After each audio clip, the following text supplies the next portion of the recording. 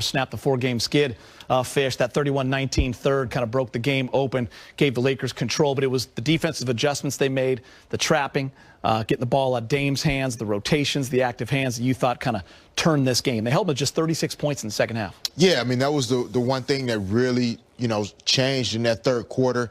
I think, the coaching staff, players, playing against the Blazers in the postseason, knowing what Lillard is capable of, 24 points in the first half, and they decided they were going to make somebody else beat them. Really aggressive in screen roll, sending a lot of extra bodies. And I think the Lakers are better with this particular group when they're trapping, rotating, flying around, getting into the passing lanes, gets them out in transition. They can score easy before the defense is set. Yeah, you see this defense right here, Big Game James. LeBron getting it done on that end. He had 4 blocks and 3 steals to go along with his 28 points, 11 rebounds, and 7 assists. Yeah, I mean, their defense has been exceptional. If I'm not mistaken, this is the second game in a row they've held the team under 100 points. I believe they've been doing that. So, yeah, I mean, the defense has not been the problem. I think they had a more collective effort tonight. Yeah. Fish pointed out what they did in the third quarter, made the adjustments. And so, yeah, I mean, the defense, steals, getting out on fast break, started the game early for them. Held Dame to just 11 in the second half. Let's go back to Staples. Alex Caruso's with Mike Trudell. All right, Alex Caruso, it really seemed like you guys broke this losing streak with defense, and I got to ask you about LeBron. 4 blocks, 3 steals. What did you see from him setting the tone on that end? Yeah, we just try to get back to doing what we do best. For a long stretch in the season, we were the best defensive team in the league, and we took a step back from that for whatever reason, whether it was discipline, focus, energy. We really just try to come out here and put together a full effort because we know what this team is capable of, especially Dame. You saw he had 25 in the first half. So, LeBron's our leader. He always leads by example. And, he's still the best basketball player in the world when he... By the way, Alex, it looked like you had a little collision there with LeBron. How'd that one feel? Yeah, that one hurt a little bit. I tried to get skinny and just toss him the ball, and he tried to shake me, and I'm just glad we didn't turn it over because it was late in the game. But I'll take the win. I don't care if he runs me over every game as long as we win.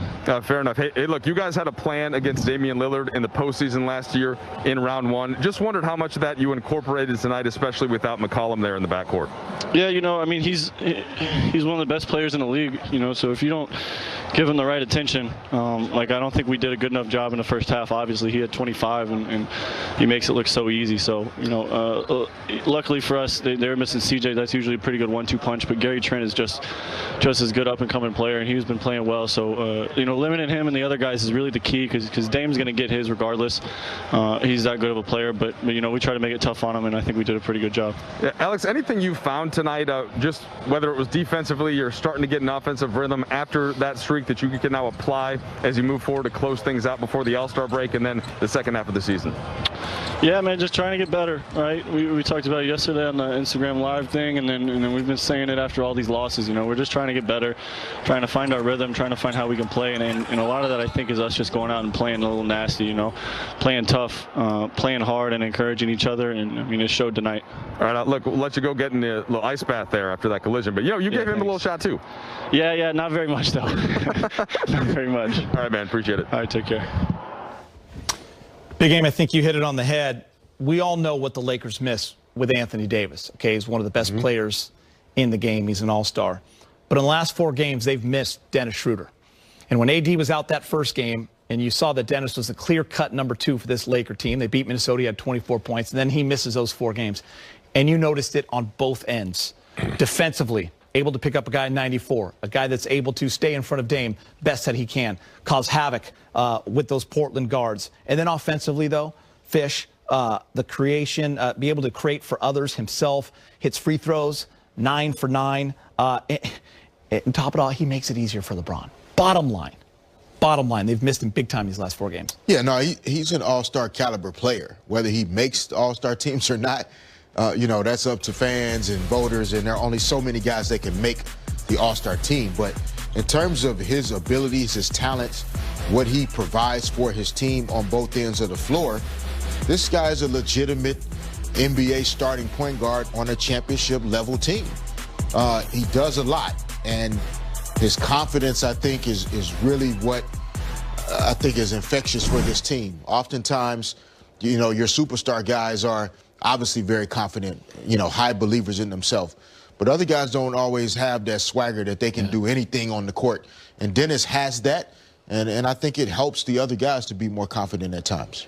Big Game James, I have a gift for you. We're going to LeBron. A birthday gift. You're not staying late tonight. We're going to LeBron James, talking with Mike in the media. Hey, LeBron, you have to go back to 2012 to find a stat line like this with Josh Smith, actually, with the amount of points, rebounds, assists, plus 4 steals and 3 blocks. What was it on the defensive end tonight from you? What was the way of just trying to do whatever it takes to help us get off this losing streak, and but that's always been my game. You know, to be able to play both ends of the floor, hold myself accountable, and be there for my teammates. And tonight was an instance where I was able to, you know, get some steals, get some blocks. You know, I took a couple charges, and just trying to, you know, be the voice and also act on action as well on the defensive end. You guys had a certain game plan that worked pretty well against Dame in the playoffs last year. It seemed like you employed it, especially in the second half tonight. What's the key there for you and the bigs coming up to help in the guards, and how did the guards do with Schroder and Caruso specifically? I mean, well, you have to, because Dame has, you know, Dame has unlimited range. So you have to be up on screens. Once he crosses half court, he is in his range. So, you know, you have to have everybody up the floor, the guy that's guarding him and the guy that's guarding the pick and roll. It's going to be double drags. There's going to be single drags. There's going to be a lot of things that's going on in early transition. And when you're not, a couple instances tonight, you made us pay for it, you know, coming off and letting it go. And when we got it right, we was able to execute it, you know, to the best of our ability. Dave. LeBron, to go away from the court for a second, Zlatan, the soccer player, said that he believes that famous people and athletes such as yourself shouldn't use their platform to do anything other than what they're good at in their athletic endeavor. As someone who has promoted the idea of more than an athlete and trying to empower players to use their voice to speak on their communities, do you have any response to what he said? Nah, absolutely not. I mean, because at the end of the day, you know, I would never shut up about things that's wrong.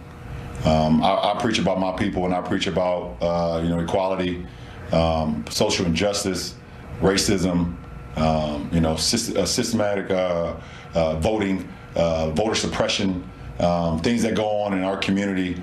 Because I was a part of my community at one point and seeing the things that was going on, and I know you know, what's going on still, because I have a group of 300 plus kids at my school that's going through the same thing, and they need a voice.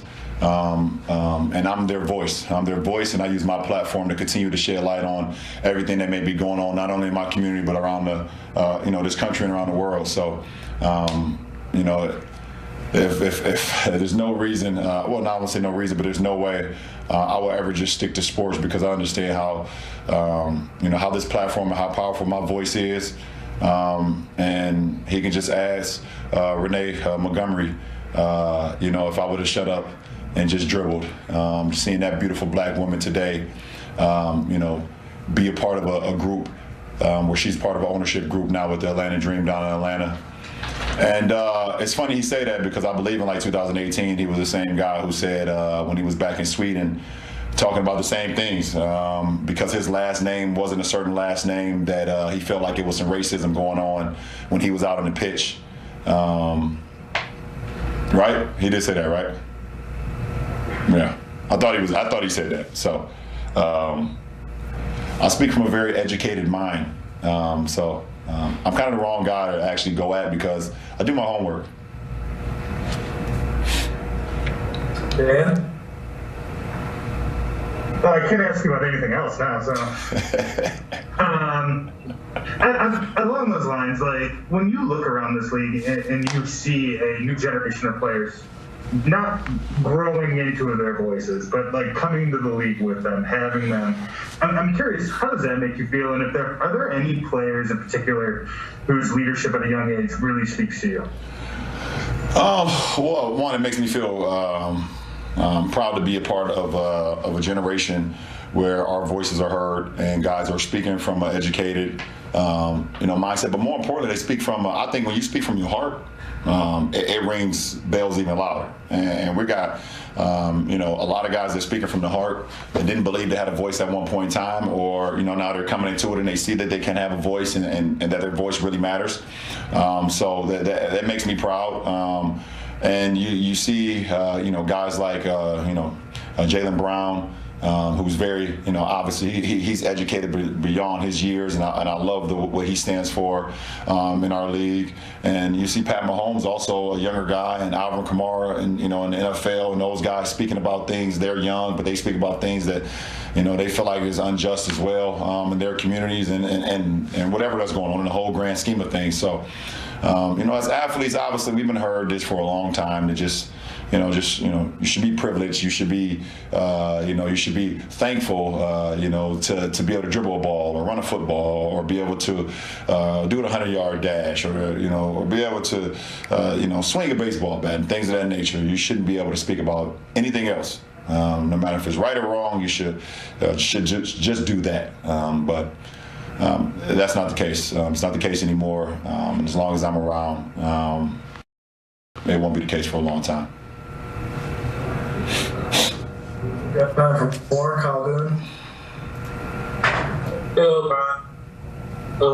Just on the game tonight, I was wondering if you'd speak to the impact of Dennis, but also just how much more fun do you guys have when you guys are playing connected that way and a little bit closer to being whole as a team? Well, obviously Dennis gives us an automatic spark. His energy alone gives us a spark. His competitive nature gives us a spark. And obviously we've been shorthanded as of late, so to have another body, a fresh body. Well, I wouldn't say fresh when you're out of the game for a week, but just to have